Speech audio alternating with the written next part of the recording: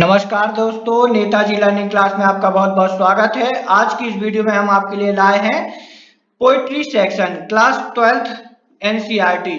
आप लोगों के लिए पोइट्री सेक्शन का फर्स्ट चैप्टर लेकर के आया हूँ। आपने लास्ट लेसन तो पढ़ लिया होगा उस वाले का, लेकिन पोइट्री सेक्शन का आप लोगों के लिए बहुत ज्यादा इंपॉर्टेंस है, तो वो मैं आप लोगों के लिए लाया हूँ आज। माई मदर एट 66, इस चैप्टर का नाम है my mother eight 66। First chapter है जिसका हिंदी मतलब है मेरी माँ 66 की अवस्था में।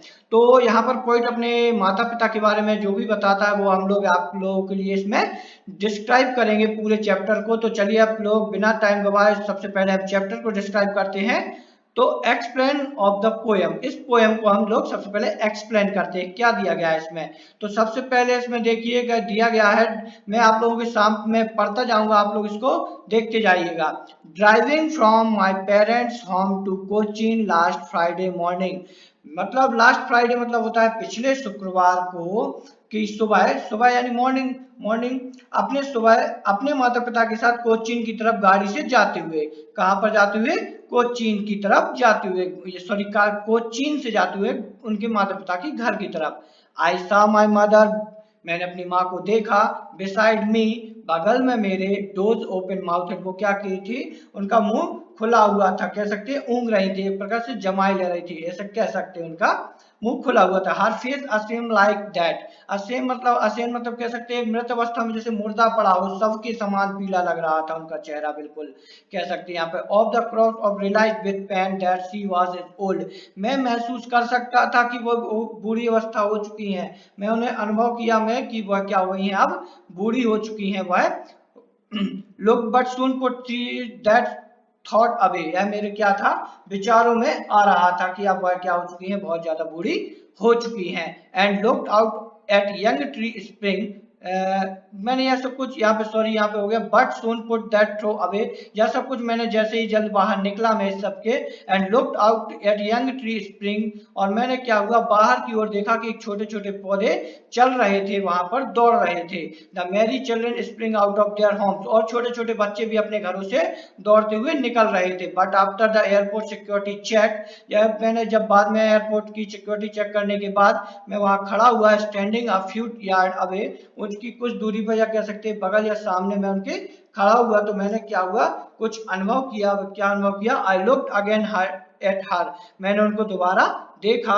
One pale as late winter's moon, वह बिल्कुल ऐसी लग रही थी जैसे कि ऋतु के चंद्रमा, शीत ऋतु का चंद्रमा, विंटर मतलब शीत ऋतु, शीत ऋतु के चंद्रमा के समान उनका चेहरा समान लग रहा था, बिल्कुल पीला हल्का मुरझाया हुआ सा लग रहा था। ओल्ड फैमिलियर, अच्छे, माई चाइल्डहुड, बिल्कुल ऐसा लग रहा था जैसे कि वो परिचित ना हो, दर्द का अनुभव कर रही हो, मेरे बचपन का डर लौट आया हो, ऐसा मुझे लग रहा था। माई चाइल्डहुड फेयर मतलब मेरे बचपन का डर लौट आया हो। But all I said was see you soon, और फिर इतना कहा कि अम्मा फिर जल्दी ही मिलते हैं। मैंने क्या कहा, अपनी उससे माँ से कहा कि अम्मा जल्द ही मिलते हैं, और मैं मुस्कुराई और वो मुस्कुराया, और वहां से मैं चला गया, जो कि यहाँ पर इसमें लिख नहीं पाया होगा।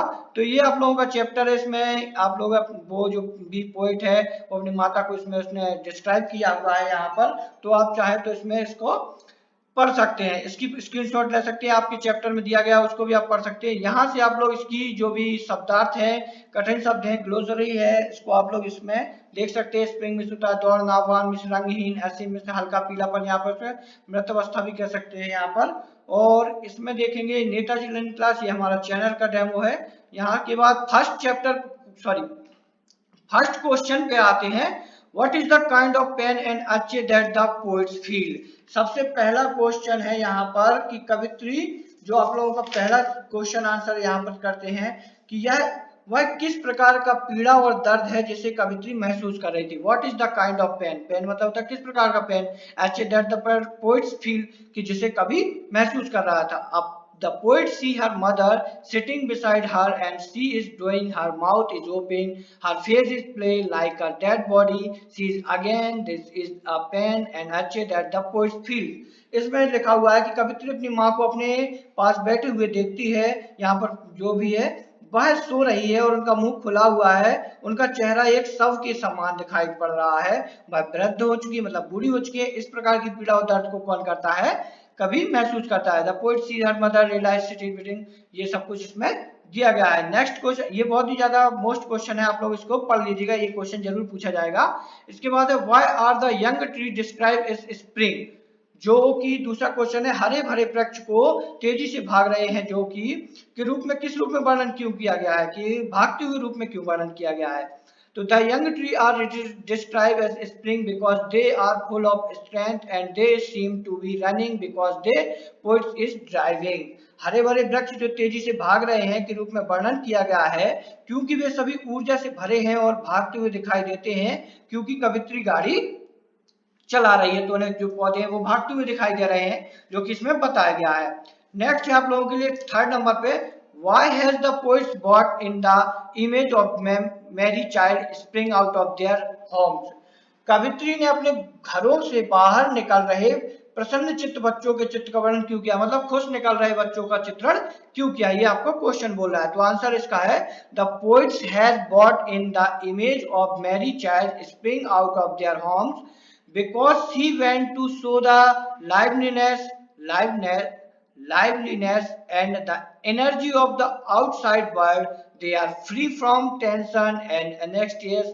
They represent life, wagon, power, action and carefree life. तो इसमें बताया गया है कवित्री ने अपने घरों से बाहर निकल रहे प्रसन्नचित्त बच्चों का चित्रण किया है क्योंकि वह दिखाना चाहती है कि बाहरी दुनिया में कितने जीवात्मा, मतलब कितना ऊर्जा है, कितने अच्छे खुश बच्चे हैं, वे बच्चे कितने तनाव मुक्त हैं, कोई चिंता नहीं है उन्हें, वे जीवन की शक्ति और निश्चिंतता को दर्शाते हैं। दूसरी तरफ कवित्री की माँ वृद्ध हो चुकी है, जो कि इसमें उन्होंने बताया है इस चैप्टर में। तो आप लोगों को यही बताया कि जो बच्चे हैं इसमें चिंता मुक्त दिखाई दे रहे हैं इस क्वेश्चन में, और इनका वर्णन उन्होंने किया है। नेक्स्ट क्वेश्चन है आपका 4 नंबर पे, Why has the mother been compared to the late winter's moon? अब इस वाले क्वेश्चन में वो कह रहा है कि माँ की तुलना सर्दियों के अंतिम चंद्रमा से क्यों की गई है, सर्दियों वाले चंद्रमा से क्यों की गई है। She was compared to the late winter's moon because she late winter's moon is calm and wagon with a dim luster.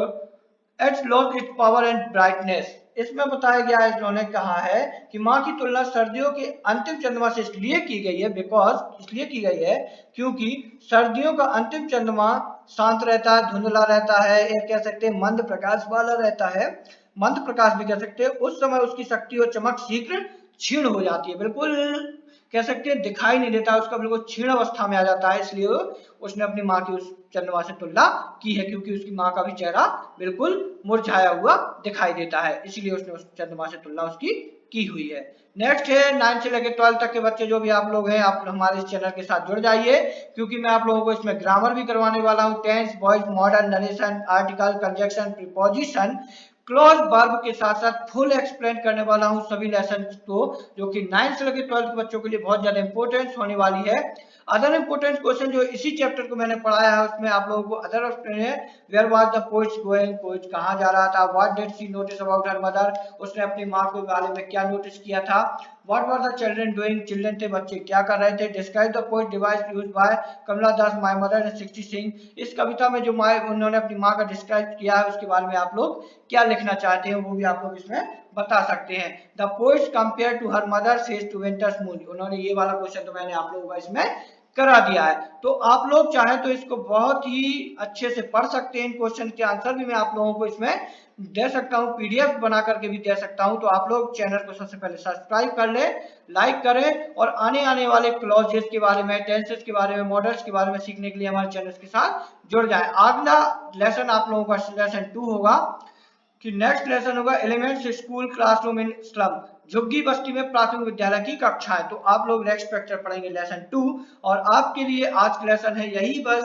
Like करें, सब्सक्राइब करें हमारे चैनल को, नेताजी लर्निंग क्लासेस, आपको इस चैनल के साथ जुड़ जाइए, आने वाली वीडियोस को देखने के लिए हमारे साथ जुड़े रहें। बहुत बहुत धन्यवाद आपका, और इसी वीडियोस में आप लोगों को मैं आगे बहुत चीजें लाने